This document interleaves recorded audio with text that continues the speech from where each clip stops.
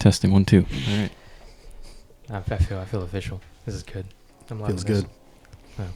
I'm just trying to come up with some extra, wow. I'm trying to come up with some extra stuff for, that opening, because that was very successful, I think. I mean, nobody commented about, this opening is great. Yeah. You just said yeah. That's it. Okay. Who said that? We got him to say yeah, boys. He said something. Yes. Well, I'm gonna talk a lot more. I'm gonna talk a lot more this one. Yeah, that's right there. That's right the. there. Oh yeah, that's the spot. That's the spot. All right. Let's do it. What's up, everybody? We're Cinematics, and we're back for another episode of our film discussions. Today, we're going to be talking about the films that define the 1980s. This is going to be a 4-part series we're doing. We're going to be tackling the 1980s, 1990s, 2000s, and 2010s. I'm here with John and Justin of Cinematics as well. And we got a little bit of a different format here set up this time. Going to be testing out a lot of different things until we kind of hit home. So you're going to see a lot of changes in these podcasts as we're just kind of starting out, figuring it out. But kind of like this setup. I don't know about you guys. This is a pretty nice way of doing it. No, I really like it. I actually think this is legit. This is pretty cool. Yeah, it's definitely better than last time. I feel like we were just kind of all like this. We were pretty huddled up.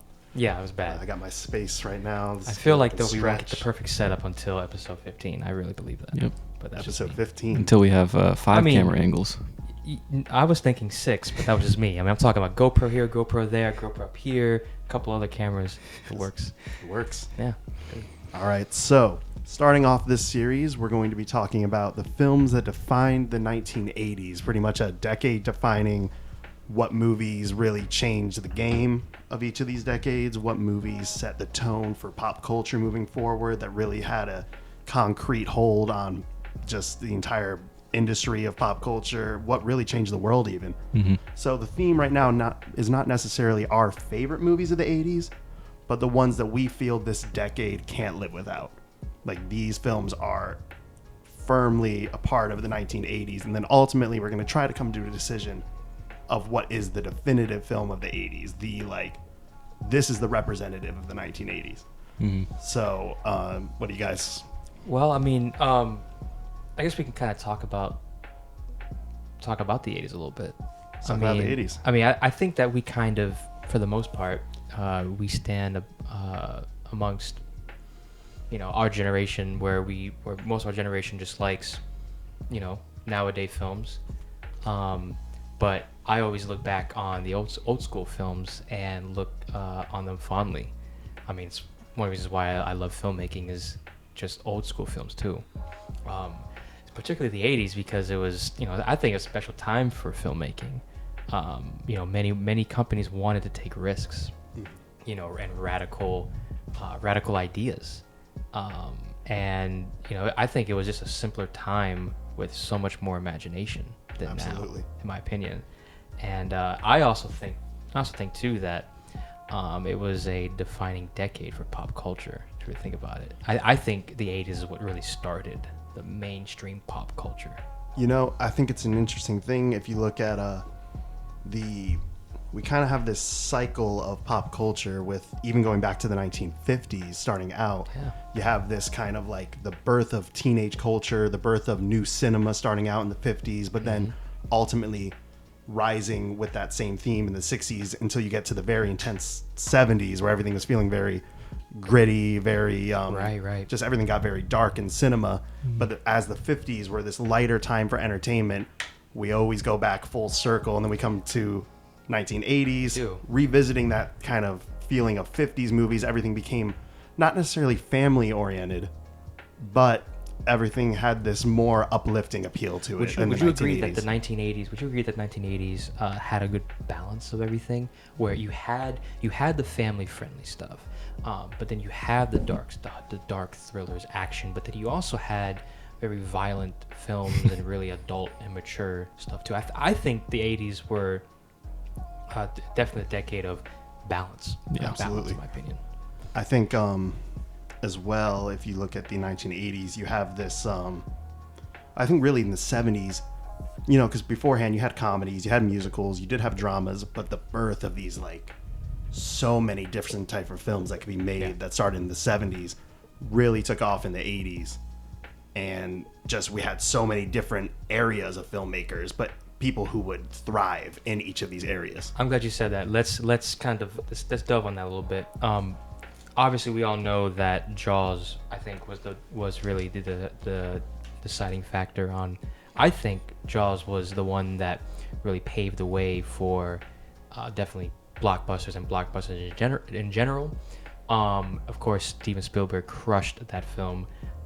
Would you agree that Jaws was the first film in the 70s that really kind of helped pave the way for the 80s? Jaws was definitely the start of the entire spirit of the 80s films. Next year, Star Wars coming out. I was going to say that, yeah. And then Star Wars comes out, and then it's pretty much just like, all right, now we're starting to really, really hit the ground running with a lot of those films. Absolutely. And then after that, The Shining production started.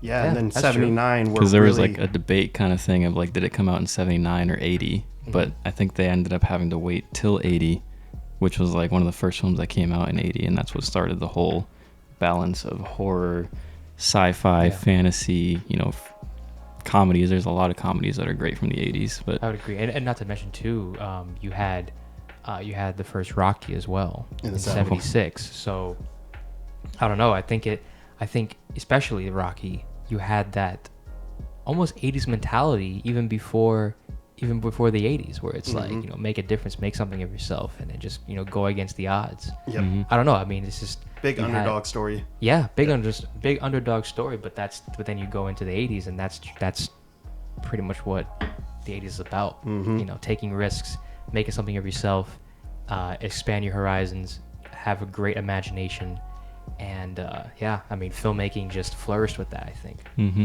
And I think that's a good thing to remember while we're picking our definitive movie of the 80s, is what captures the spirit of the 80s as well. 100%. And what captures that entire time frame. So I guess starting out, what would you say maybe 3 movies for each of you that you would say are your defining movies of the 1980s? You can go first.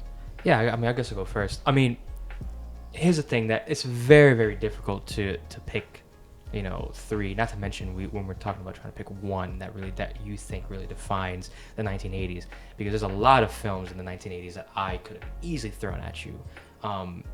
Going on a tangent, because this is what we do. I mean, you have tons of films like that strike the right balance between family and violence and action, spectacle, thrillers, all that, and horror. I mean, you have E.T., Empire, Die Hard got in the later 80s. You have the Never-Ending Story. You have a Predator, RoboCop, like sci-fi, fantasy, family-oriented stuff. Those films are definitely honorable mentions for sure. But for me, my 3 are the Terminator, Predator, and Batman. Ooh, yeah. Batman. Oh yeah. So, do you want to tell us about what made you pick these 3? Okay, so for me, one of my favorite genres is sci-fi. I think sci-fi is phenomenal. To me, it's the genre that can be an amalgamation of everything. It could be an amalgamation of family, science fiction, fantasy almost, and horror. I think it's the genre that can just bring tons of other genres together, and that's why I think, at least for my first 2, it really does that in spades. The Terminator. I mean, come on, dude. It's one of the best science fiction films ever made, in my opinion. Of course, I could have sit down here and said Blade Runner, but I think Blade Runner is amazing. But it's renowned now, but it's not necessarily wasn't really accessible in the 80s. Didn't really do that well. Mm-hmm. But it is a revered and looks so amazing. But the Terminator, it's like, okay, we got this radical idea and of amalgamation of different genres blend seamlessly. You have sci-fi, you have thriller, you have horror, and people fail to always realize this. There's romance in it too. Yes, absolutely. That's the thing. People always forget that if you want to take a guy to see a romance movie, you go watch Terminator. I really, really believe that. Okay, it was it pushed the boundaries, and it was a small, low budget film, directed by this small guy. I think you guys know James Cameron. Yeah. I mean, director. He made one or two big. He made one or two big movies. I mean, it's not like one of his movies was like the biggest film of all time, and Or like And that three of happened them again. now. yeah, exactly, and just more to come. 3 We movies have- in the highest grossing film of all time. Exactly, and I believe we have about 50 more Avatar movies to come too. Yep. Yeah. But hey, in James Cameron I trust. But anyways, you had James Cameron, starting out, and having this radical idea, a fever dream that he had too. I mean, he came up with the Terminator concept when he was deathly ill and sick of a machine coming out of the fire, which in the original Terminator, they do that shot. He actually painted that shot of That's the crazy. endoskeleton, the T-800, the Terminator, coming out of the flames. And yeah, I mean, it's so good. Arnold is amazing in it. The sci-fi villainous element's great. Arnold. Huh? The villain Arnold. The villain Arnold too. That's the thing, man. It's just like, we have so many Terminator sequels now, and I love Arnold, but it's come down to the thing of like, it's his calling card, and it's always like, I'll be back, and I'll be back. yeah, all that stuff, and it's like he's You a good always guy. say that. Yeah, I No. mean, yeah, exactly. That's actually true. Very nice. But I don't know. I mean, the Terminator is so intimidating in this movie. It's a slasher too, Yeah. but it's a slasher and horror and whatnot. But then it's got this amazing sci-fi element, and yeah, I mean, it's literally so inspiring to only $6 million, which to us that's a lot, but not really. And what James Cameron was able to do with that low budget film, listen, everybody loves Terminator 2. I do too. Terminator 2 is one of the best action movies ever made. But there's something about the first film, that gritty Absolutely. guerrilla filmmaking, that no holds bar grit. Like, could you argue that the first Terminator almost feels like a 70s film? It feels, yes, no, I was just thinking that. Yeah, absolutely. I really feel like it feels like that. It's But with it's the phenomenal. a little bit of a advanced technology Yeah, and yeah. the But it still has that graphics grit. of the 80s. Yes, but it still has that grit, that grain, that Oh, it does. griminess. It Yeah. is the Terminator 1 is Terminator. Yes. I mean, it is the defining thing of the series. It is Mm. what the series really should model everything off of. And 100%, and all the actors give a great performances, and yeah, it's iconic. It's when I think of the 80s, Terminator is definitely up there. Going into another film with Arnold in it is Predator. oh yeah, It's another radical idea of mixing what seems to be a straightforward action film with muscles and guns, explosions, but then out of nowhere turns into a sci-fi horror scenario. And it's phenomenal. complete. Yeah, It's literally another multi-genre exactly film, really. that's the thing, is that like that's why the 80s are amazing, because you're able to just pick and choose a lot of things and come up with these radical crazy ideas, and sometimes that always doesn't gel well, especially now, and so it's just ahead of its time, and Arnold was at his peak here. This is Arnold 87. I mean, that's his peak right there. Yeah. And even him, muscle bound Arnold, nobody can go against this guy. But then you have some alien force coming at him, and it's like, all right, I think Arnold met his match, which is phenomenal.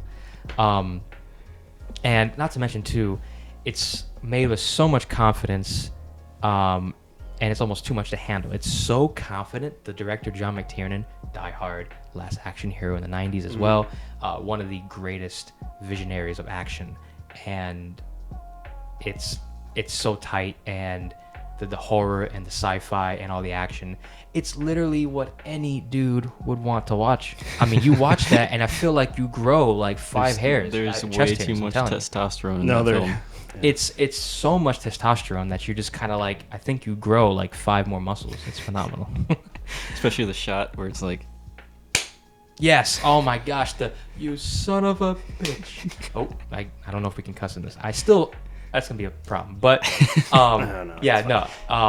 that scene in of itself is amazing because it's just nothing but dudes slapped with baby oil and going up against an amazing creature design, and I think it's arguably one of the best action films that defined the 1980s.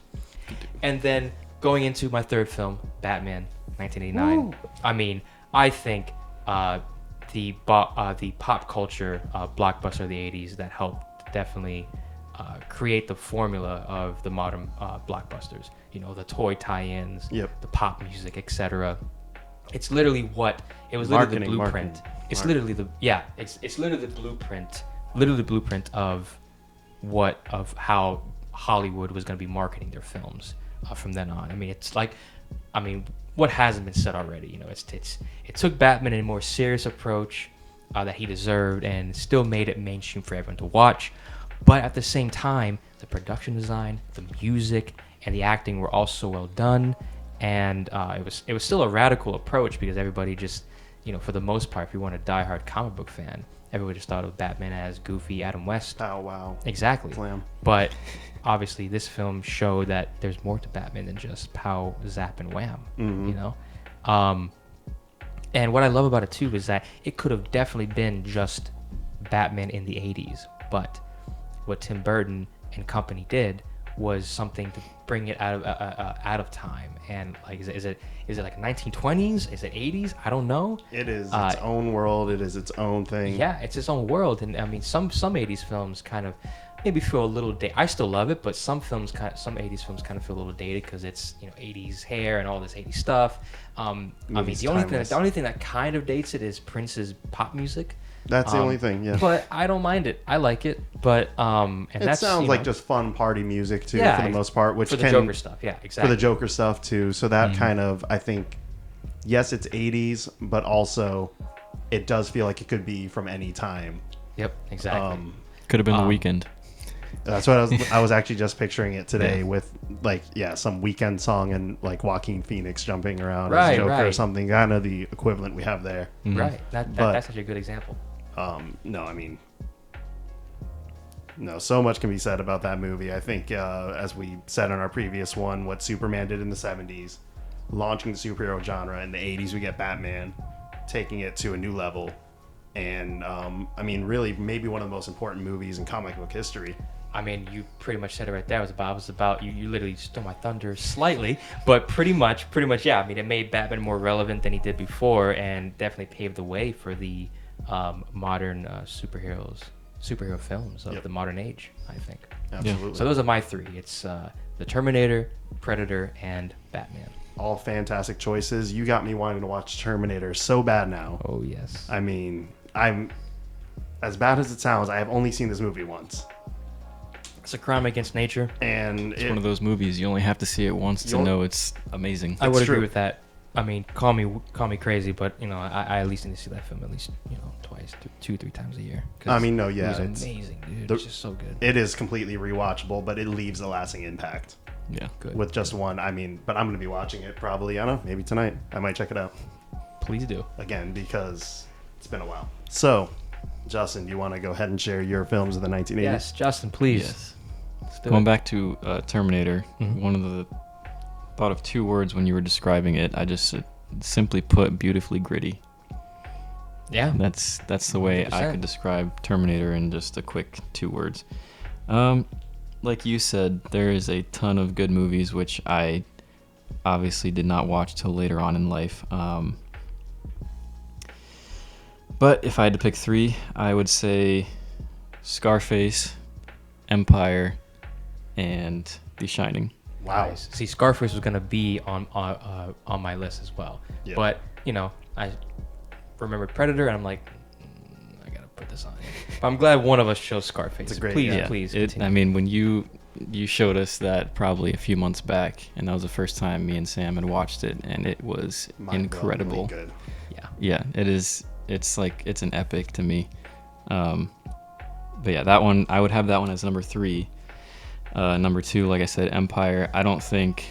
I mean, I've heard the buzz about like it wasn't even that appreciated back then, but I think looking back now, I would put it at number 2 because of how impactful it made the whole Star Wars series and 100%. the radical change it gave to the trilogy itself. And then The Shining, just one of my favorite movies of all time. Also having a radical difference from the original source material from the book. It's got a lot of differences. I still need to finish reading the book, but yeah, and I love Stephen King's work, but I also love Stanley Kubrick's direction. Oh, yeah. And I think them having a little bit of each, like 50-50, made the film that perfect. But yeah, I don't have too much to say about them. I think they're kind of self-explanatory. Shining's not too much of a scary horror film, but it is such a good thriller, and I think if you're gonna make a thriller movie, you should just reference The Shining, because there are so many slow sequences, but you're just glued onto the screen. Nothing feels eerie. Nothing quite pulls you in the entire time like The Shining does. I mean, as soon as that movie starts with that wide shot, Yeah. you showed me that movie, or I guess you both did. Mm-hmm. And since then, it's become one of my favorite movies of all time. It's That just droning music where it's like, bomb, bomb, bomb. Here's a controversial question. You mentioned, the whole. We obviously know the back and forth that Kubrick and King had. Stephen King definitely criticizing the main film. Then Dr. Sleep comes in, and Mike Flanagan, I think, pays more respect to King's work, but definitely homages and pays respect to Kubrick. I think he does a great job. Yeah. Mixing the both together. What do you think about that? Just kind of going on a tangent with Dr. Sleep real quick, because that's, like I said, that's what we do here. I have seen it once in theaters. I thought it was good. I think I would appreciate it more with a second watch. It's just because I hold The Shining up to such a high standard that anything after that is obviously not going to be as good. No, but it's impossible. I think it was a great blend of what I've heard from the book, and I think it felt very similar to the original movie. So Yeah. I really like it. I It need to felt watch natural, the director's cut. which I think was so nice. too. Yeah, Yeah. I 100% agree. I mean, it. I don't know how. I mean, people don't give Mike Flanagan enough respect. I think he had to take, Dr. Sleep and try to appease fans of King and the fans of the Kubrick crew. And having Obi-Wan Kenobi I know. I know that. I know. And along McGregor with did like great too. being Jack Nicholson's son. I don't think McGregor can do bad. No. I mean, no. I mean, he was in Winnie the Pooh, and even him in Winnie the Pooh is great. Oh, that's a great movie. I'm sorry, I loved Christopher Robin. I knew you were gonna say That that's was a great live action Disney movie. But yeah, I think Dr. Sleep is a worthy sequel. I don't think it deserves the hate that it gets. I would agree. And also I don't think a lot of people have seen The Shining, and I think that's sad. That was one of the movies that I was allowed to, for some reason, watch with my dad whenever it was on TV. It was that and Rocky. So I watched that so much growing up. Two polar opposite movies. They are, but two of the greatest Two ever. great movies. Yes. And I think it's, if you like thrillers at all, it is impossible to dislike The Shining. Yeah, I'd say that's true. I mean, it's too good. Yeah. Honestly, I mean, I haven't seen all of Stephen King's books adapted to movies yet. That's one of my goals, but a lot of them are so good. The Shining, this is sad for me to say if I'm a Stephen King lover, but I think Misery is one of them. No, Misery's great. Misery is fantastic. Misery's great. Yeah, Misery is great. James Caan is... Yeah. Rest in peace. Man, I am blanking right now, but there's a lot of Stephen King adapted movies that are just so good. It. Yeah, I mean, there's a lot of great Stephen King adaptations. There's a lot of not so great ones either, as well. But the ones that you're talking about, definitely the ones that like really stand out. Christine came out in the 80s. That's I an think honorable mention Christine's- from the 80s, Yes. along with not one that I've seen, but one that I want to see is Cujo. Yo, you are going to watch Cujo. Yeah, I mean, Sam, I would also recommend watching Cujo again. Cujo as well. Because, dude, Cujo is great. Simple concept. Dee Wallace, freaking the mom from E.T. I mean, she's one of the main characters. It's about a ravaged dog I mean, dude, that sounds like really. I think it's great, dude, and it's tension filled like crazy. We're gonna watch Cujo. We are gonna watch Cujo, and it's a simplistic film. Mother and her kid in a car, in a hot car, can't get out of this car, and are literally stalked by a rabid dog. See, that dog. sounds much better than what I thought it was. Because Oh, son, no, it's great. When I heard about it, for some reason, I think I had just seen The Sandlot, and I always thought it was just that dog from The Sandlot trying to kill those kids. No, I mean, which still Sandlot, would be cool, but yeah, the Sandlot homages Cujo for sure. But no, when you see the dog in Cujo, it's pretty terrifying. Yeah, I'm looking forward to watching that. Yes, we will definitely. Keeping on with the honorable mention thing, honorable mention / ones that I need to see from the 80s. I still need to see Full Metal Jacket, and I already said Cujo, and then Raging Bull. Those are the three that I really want to see that I have not, so I cannot put them on my list, obviously, but I know they've been said to be great films. And then honorable mentions, you already said 89. I did not like it the first time I watched it, but I've watched it many times since then and realized I was terribly wrong. So I will admit to that. You heard it here, folks. Also, Back to the Future. I mean, how can that one not be said? That one, everyone knows that movie. Dude, yeah. And if I had to pick a third one, let's pick one that not very many people will know about. I want to pick Top Gun, but I'll go Dead Calm.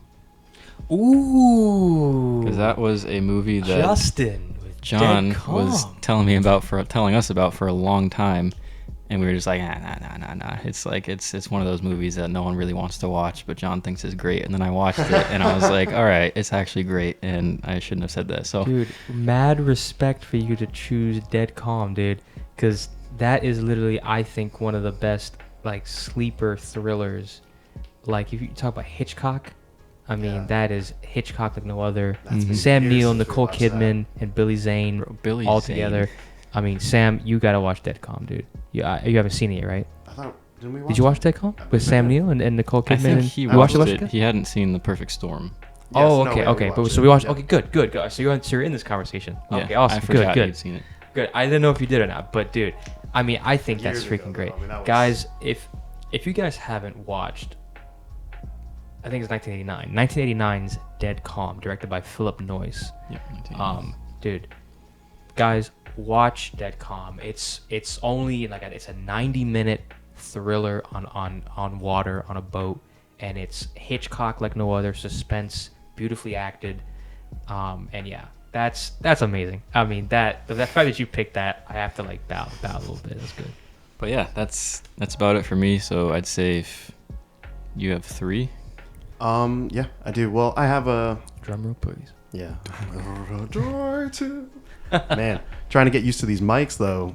Talking guys, it's You can hear it's a yourself change. loud and clear. You can Oh, hear that's loud great. and clear, and got to keep in mind this breathing the whole time though. I'm trying to avoid the mic. Oh, I know. A little ASMR action that our audience might like that. Yeah. I don't know. Yeah. Probably not. I wouldn't. Maybe. Well, get I'm gonna ready to adjust listen to a big guy who can't breathe tell you his 3 favorite 80s movies. So, well, here's the thing. Am I going to be saying the same ones you guys said? Because we have a problem here. Do tell. You threw in one of my favorite movies, and you threw in one of my favorite movies, 2 of my favorite movies. Mm-hmm. But each of these I was going to mention, so I think I'm going to take a different path here, name some different movies to represent the 80s. One of them will stay the same.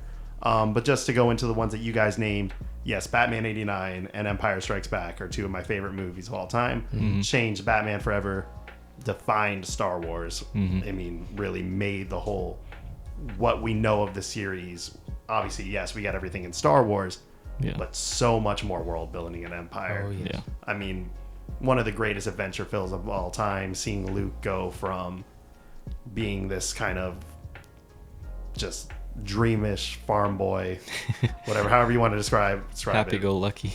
Yeah, and now all of a sudden he's really facing the trials.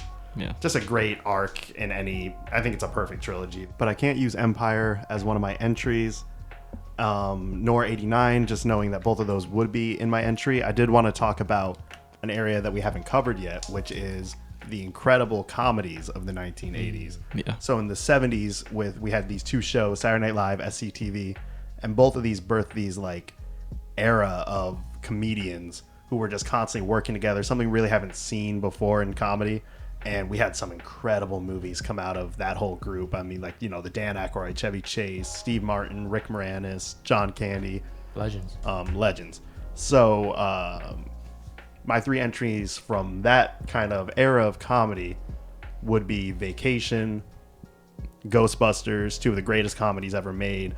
But then my third one would be what I think is one of the greatest films, greatest comedies ever made, greatest buddy movies, which is Planes, Trains, and Automobiles. Yes. As my first pick for the 1980s. Yes. I showed both of you guys that you liked it, right? Oh, I loved Yeah, it. no, Yeah. that it was one of those movies where it pisses you off, but Yeah. you love it, Like, you just like, oh, if I could just step into the screen and help them and just tell them, like, this is It what you just need to gets do. so bad.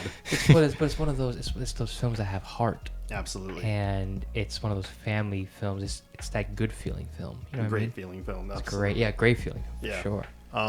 So that was my first pick. Second one is what I would consider potentially the greatest comedy ever made, which set the bar so high as soon as you entered the decade with something that it's an old school comedy, but it's also just so out there.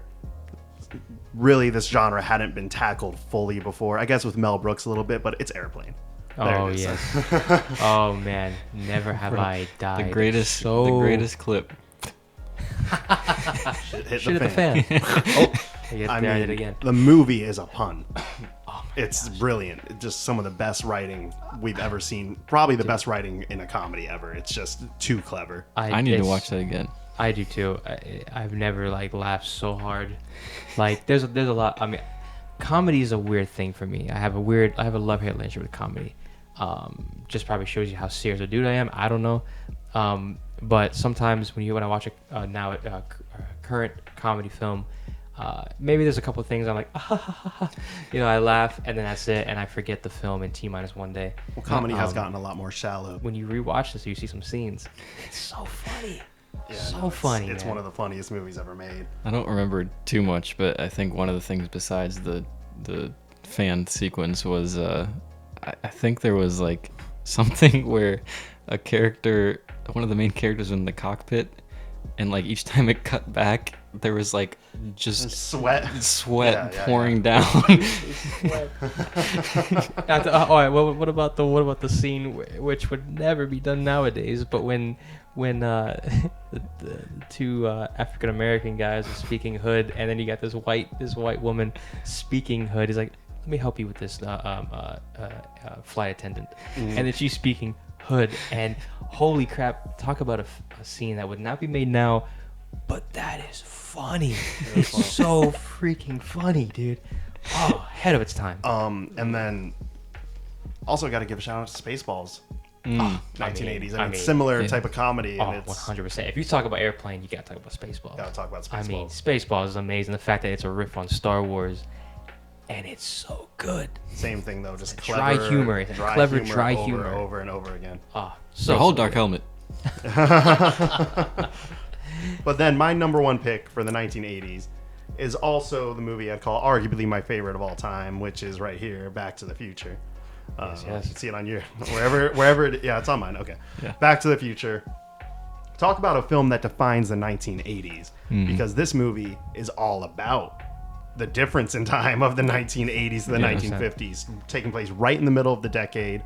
Hits all the homages of the 80s, but it can't feel dated because it has to be that time period. Yep. It has to capture that time period, just like it captures the 1950s. It has to say what is happening in the 80s, where are we at, what type of kid do we have, and we have this like definition of an 80s style kid Holy crap. in Marty McFly. McFly. I mean, like, you just want to talk about put a poster up for the 1980s. You're putting a poster up of Marty McFly with his entire getup and just The classic poster. the classic poster. Oh, yes.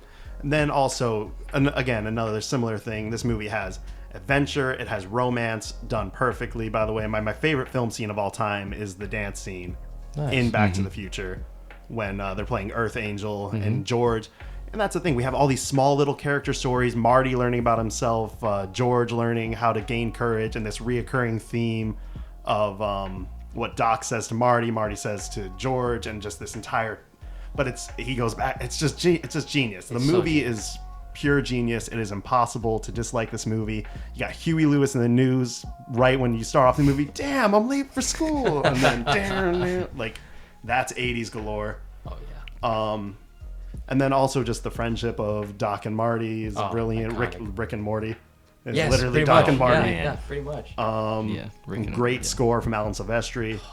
Classic score. And then you have that Spielberg feeling, but yes. Robert Zemeckis is just so genius with 100%. This movie, just like he did with Who Framed Roger Rabbit, and Back to the Future. I love they even did the same scene with I'm gonna ram him when they're going up against the car. But so yeah, Back to the Future is my, without a doubt, probably favorite film of all time. So naturally, it's my pick for the 1980s. Love to have at least a produced by Spielberg film because he's so important to the 80s with Raiders of the Lost Ark, E.T. Wish those could be represented here as well, but I mean, they're in our hearts. Especially 100%. Raiders. Raiders is fantastic. One of the greatest adventure films of all time.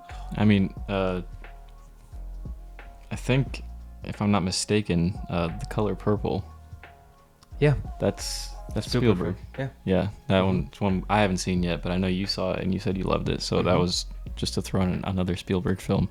Yeah, absolutely. But Back to the Future, I think the first time I watched it was with you, because we were both showing each other our favorite movies of all time, and I definitely like it more each time I watch it. I think it's great, but the first time I just remember being annoyed that at the climax, every single time it was like, like it just kept going, almost like Return of the King. But I kept forgetting that this was in '85, and that every film now does it because of a film like Back to the Future. Because of a film where all of a sudden it pumps the intensity up. Yeah. Marty is disappearing. Then he can't get his car started. And then Doc gets the thing plugged in, but then it comes unplugged under the tree, so he has to slide down and plug it in. Meanwhile, Marty's trying to get up to 88, plugs it in perfectly, hits 88, lightning bolt. Movie magic. Oh, 100%, dude. I gotta watch it again. It is a great movie. It is. And I think it is on my top 15 of all time now, too. That's probably needs to be higher, but... And your great entry of showing me The Shining as well. Oh, yes. Bumped up to my top 15. I got to see Terminator again. First time I watched it, I know it broke some barriers there, but it's been quite a few years. See, I'll be curious with that, too, because...